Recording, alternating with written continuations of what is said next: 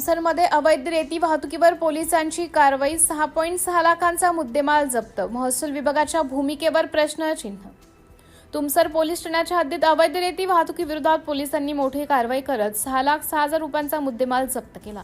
मौजा एरली फाटा येथे गुप्त माहितीच्या आधारे सापळा रचून स्वराज 735 AFE ट्रॅक्टर क्रमांक MH 36 AL 9544 व सुमारे 1 ब्रास अवैध रेतीने भरलेली ट्रॉली जप्त करण्यात आली. या प्रकरणी चालक दिनेश रमेश मराठे वय 35 वर्ष व ट्रॅक्टर मालक सुनील सूरजलाल राणे वय 40 वर्ष दोघेही राहणार डोंगरला तालुका तुमसर यांच्याविरुद्ध भारतीय न्याय संहितामधील कलमवे तसेच मोटर वाहन कायद्यान्वये गुन्हा दाखल करण्यात आला आहे. ही कारवाई पोलीस अधीक्षक नुरुल हसन, अप्पर पोलीस अधीक्षक निलेश मोरे आणि पोलीस निरीक्षक बारसे यांच्या मार्गदर्शनाखाली पोलीस उपनिरीक्षक सयाम व त्यांच्या पथकाने केली.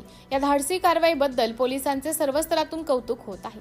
दरम्यान अवैध रेती उपसा आणि वाहतुकीवर नियंत्रण ठेवण्याची जबाबदारी असलेल्या महसूल विभागाकडून अपेक्षित कारवाई होत नसल्याची चर्चा नागरिकांमध्ये सुरू आहे. पोलिसांकडून सातत्याने कारवाया होत असताना महसूल विभागाच्या कार्यपद्धतीवर प्रश्नचिन्ह उपस्थित केले जात असून अवैध रेती उपशावर प्रभावी नियंत्रणासाठी समन्वयाने कठोर उपाययोजना करण्याची मागणी होत आहे.